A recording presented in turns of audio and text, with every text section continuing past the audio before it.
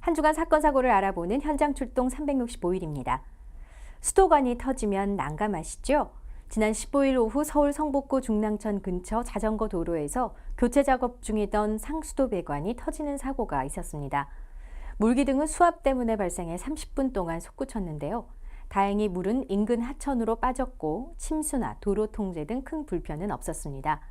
날씨가 추워지면 수도관이 자주 파열되는데요. 한팔 때는 수도 계량기의 보온을 위해 보호함 내부는 헌옷을 채우고 외부는 테이프로 밀폐시켜 찬 공기가 스며들지 않도록 해야 합니다.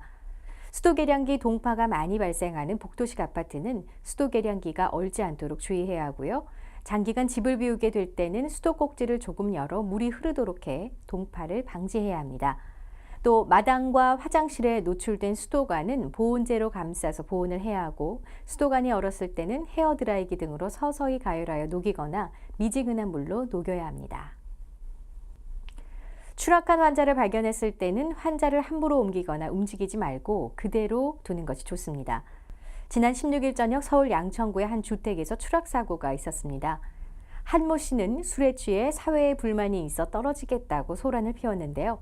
경찰과 대치하던 중 균형을 잃고 쓰러져 구조대가 설치한 구조 매트 위에 추락했고 머리에 타박상을 입어 병원으로 이송됐습니다.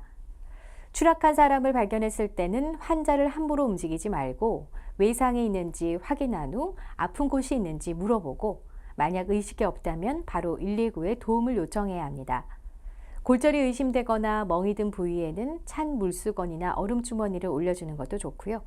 귀나 코, 입 등에서 출혈이 있을 때는 수건 등을 이용해 가볍게 지혈하고 안정을 취할 수 있도록 해야 합니다. 지난 17일 오후 판교 축제 현장에서 안타까운 사고가 있었습니다. 지난 17일 오후 경기 성남시 판교 테크노밸리의 한 야외 공연장에서 지하주차장 환풍구 덮개가 무너져 관람객 27명이 추락하는 사고가 있었는데요. 이 사고로 16명이 숨지고 11명이 부상을 입었습니다. 경찰은 사고가 환풍구 덮개가 관람객의 무게를 견디지 못해 일어난 것으로 보고 정확한 사고 원인을 조사하고 있습니다. 행사장에서는 한꺼번에 많은 사람들이 갑자기 모여들면서 타박상이나 압사 사고 등이 많이 발생하고 있는데요.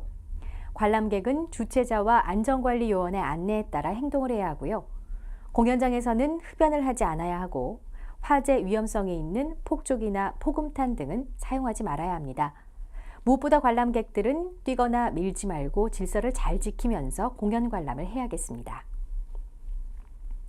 한 통계에 따르면 지난해 공중화장실 이용자 중 용변 후 손을 씻는 사람은 73%, 비누로 손을 씻는 사람은 33%라고 하는데요.